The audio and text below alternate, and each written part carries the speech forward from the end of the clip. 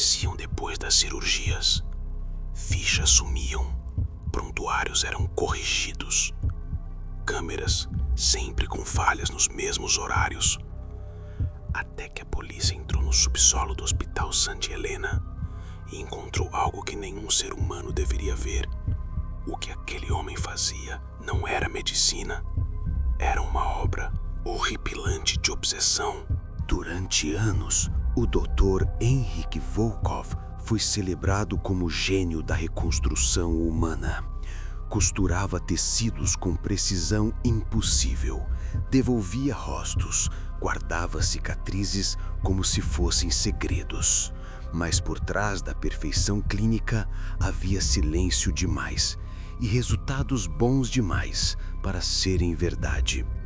Volkov não queria apenas salvar vidas, ele queria criar novas combinações. E o que começou como um experimento para o bem do paciente se tornou o caso mais macabro já registrado nas alas do hospital. Hoje eu vou te mostrar como ele escolhia as vítimas, como apagava os rastros e por que ninguém desconfiou, até que uma enfermeira encontrou a primeira costura que não constava em nenhuma cirurgia. Se você é sensível, este é o momento de parar, porque a partir de agora nós descemos juntos. A enfermeira M trabalhava no turno da madrugada. Era o tipo de profissional que se misturava ao silêncio, discreta, precisa, invisível. Foi por isso que o hospital a escalou para acompanhar o Dr. Volkov. Ninguém mais queria. O subsolo do Hospital Santa Helena tinha algo estranho. O ar era pesado, metálico, e o som dos passos parecia se perder nas paredes. Ali, Volkov passava horas depois de cada cirurgia, alegando que estava analisando resultados, mas ninguém nunca viu relatório algum. Naquela noite, o elevador travou. M desceu pelas escadas de serviço, guiada apenas pela luz de emergência piscando no teto. Quando abriu a porta do corredor B2, sentiu o cheiro. Não era sangue, era algo mais doce, quase químico. O relógio da parede marcava 3h15. Quando ela entrou, o laboratório estava parcialmente apagado, exceto por uma luminária acesa sobre uma maca. Havia um corpo coberto por um lençol cinza. Nada em comum, até ela notar os pontos. Os cortes eram perfeitos demais. Não seguiam linha cirúrgica alguma, mas formavam desenhos, curvas, padrões geométricos, uma sequência de traços que lembravam caligrafia. E no centro do peito, algo costurado com um fio escuro, não nylon, não seda, mas algo que parecia orgânico. M recuou, o coração disparado. Tentou registrar o ocorrido no prontuário, mas o nome do paciente não existia no sistema. E ao procurar o Dr. Volkov, encontrou o corredor vazio. Na manhã seguinte, ela foi chamada à sala dele. Volkov estava sentado, as mãos cruzadas, olhando para o nada.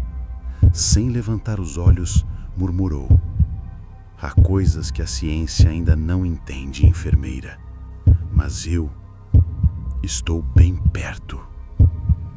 Ela não respondeu, mas naquela noite, enquanto lavava o uniforme, viu algo grudado no bolso do avental. Um pequeno fragmento de tecido, idêntico ao da costura que ela havia visto, só que pulsava, como se ainda estivesse vivo. 3 dias depois do incidente, a enfermeira M procurou a direção.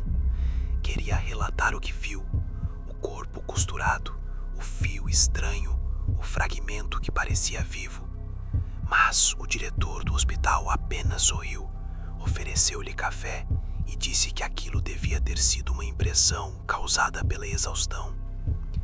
Mesmo assim, Ele prometeu abrir uma investigação interna e abriu, mas o relatório nunca existiu.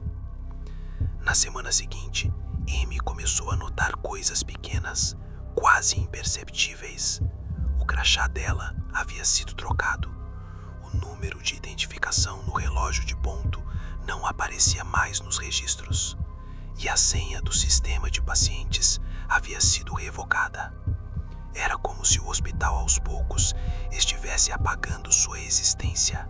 Ela tentou conversar com colegas. Ninguém lembrava de tê-la visto naquela noite.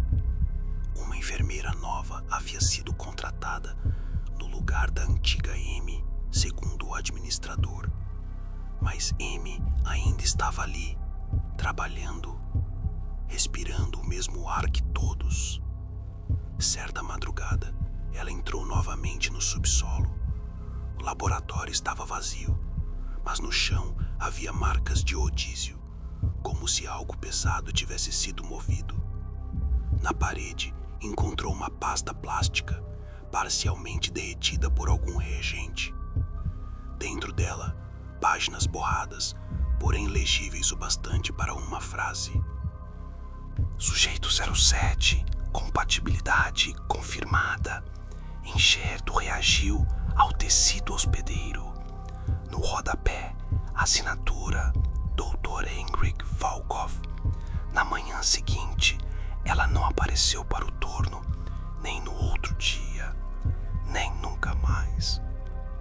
O hospital registrou sua ausência como abandono de emprego, mas, semanas depois, durante uma reforma no subsolo, os trabalhadores encontraram o armário trancado. Lá dentro, dobrado com precisão cirúrgica, estava o uniforme de Amy, com o crachá costurado no forro, como se alguém o tivesse costurado a própria roupa, de dentro para fora. Anos se passaram desde o fechamento do caso. O Hospital Santa Helena havia sido parcialmente demolido e no local funcionava agora um centro de pesquisa biomédica. As novas gerações de médicos sabiam apenas de rumores. O médico que enlouqueceu, a enfermeira que fugiu, mas nenhum registro oficial jamais foi encontrado. A decorrer de uma limpeza de arquivo morto, um residente chamado Lucas Graber descobriu uma caixa de papelão esquecida atrás de uma parede falsa. Dentro dela havia uma pasta carcomida pelo tempo, marcada com o selo do antigo departamento de cirurgia experimental. E entre as folhas amareladas, uma sequência de fotografias em preto e branco.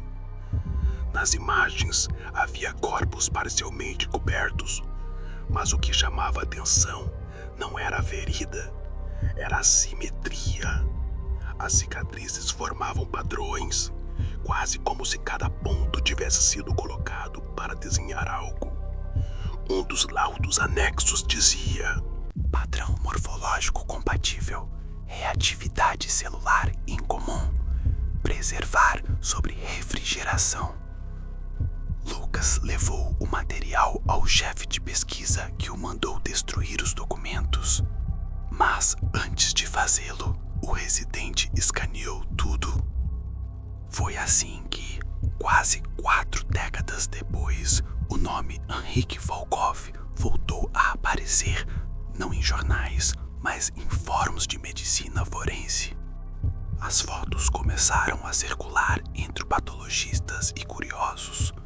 Alguns diziam que eram falsas, outros afirmavam reconhecer os instrumentos antigos usados nas cirurgias. Mas um detalhe em todas as imagens era idêntico. Em cada corpo, na altura do peito, havia um pequeno ponto costurado com fio escuro. E sobre ele, uma etiqueta numerada. Os números iam de 1 a 12. O problema é que o hospital só registrava 11 desaparecidos naquele período. E ninguém sabe quem foi o número 12. Padrão morfológico compatível, reatividade celular incomum, preservar sobre refrigeração. Lucas levou o material ao chefe de pesquisa, que o mandou destruir os documentos. Mas antes de fazê-lo, o residente escaneou tudo. Foi assim que, quase 4 décadas depois, o nome Henryk Volkov voltou a aparecer, não em jornais, mas em fóruns de medicina forense. As fotos começaram a circular entre patologistas e curiosos. Alguns diziam que eram falsas, outros afirmavam reconhecer os instrumentos antigos usados nas cirurgias. Mas um detalhe em todas as imagens era idêntico. Em cada corpo, na altura do peito, havia um pequeno ponto costurado com fio escuro. E sobre ele, uma etiqueta numerada.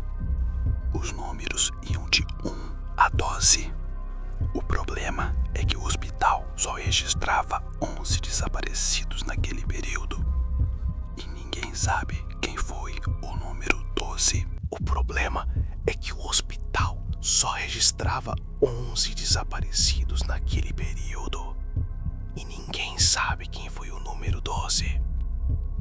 Um dos laudos anexos dizia: quando as imagens do arquivo começaram a circular online, o Hospital Central Lenda tentou se distanciar do caso.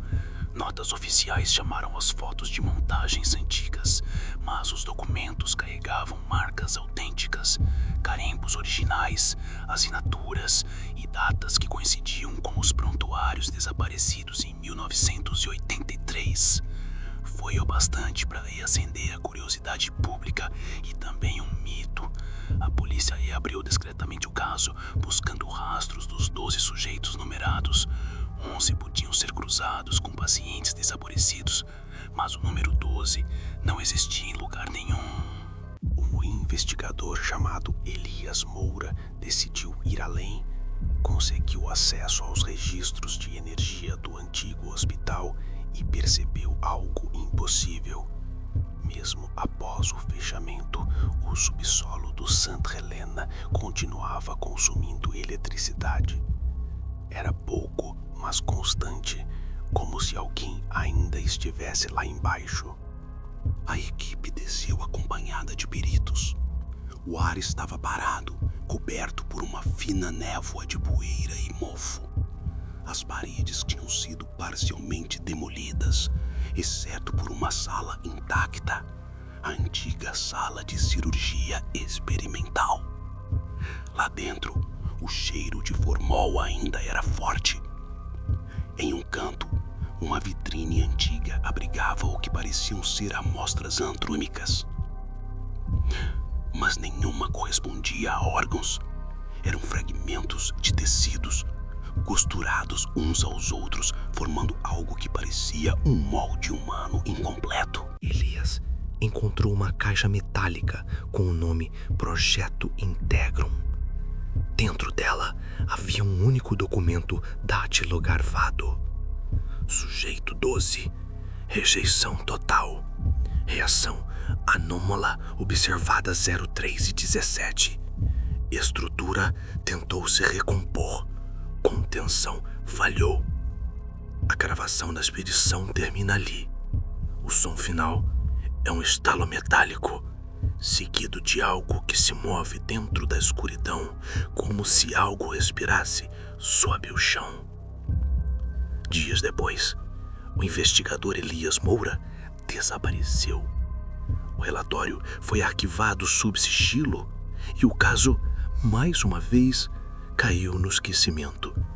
Mas de tempos em tempos, alguém diz ouvir o elevador do antigo hospital funcionar sozinho, descendo até um andar que oficialmente nunca existiu. Meses depois do desaparecimento de Elias, o prédio do antigo hospital foi interditado. Mas mesmo abandonado, vizinhos afirmavam ouvir sons. O zumbido elétrico de máquinas antigas, o tilintar metálico de instrumentos sendo guardados e, às vezes, um eco de uma voz distante entoando números de 1 a 12. Um grupo de estudantes de medicina curiosos pelo caso, decidiu investigar. Entraram à noite, levando lanternas e câmeras. As imagens, mais tarde recuperadas pela polícia, mostram um grupo descendo as escadas cobertas por mofo. A câmera treme. Um deles sussurra: "Tem cheiro de produto químico. Alguém ainda usa isso aqui." Ao chegarem ao subsolo, as luzes piscam e o gerador antigo se acende sozinho. A sala principal está intacta. Sobre a maca central, um corpo coberto por um lençol. Mas, quando se aproximam, percebem que o lençol não está apoiado em nada. Flutua levemente, como se algo sob o tecido respirasse. Um dos estudantes estende a mão, tentando afastar o pano. Antes de tocar, o ar muda. Um som seco preenche o ambiente. O estalar de linha sendo puxada, como se alguém estivesse costurando no escuro. A câmera cai. O vídeo termina em ruído. 3 dias depois, o prédio foi novamente lagrado. Nenhum dos estudantes foi encontrado, mas entre as coisas recolhidas pela perícia havia uma única fita de áudio. No fundo, quase inaudível, ouve-se uma voz grave, arrastada, repetindo: "Sujeito dose. Integração concluída."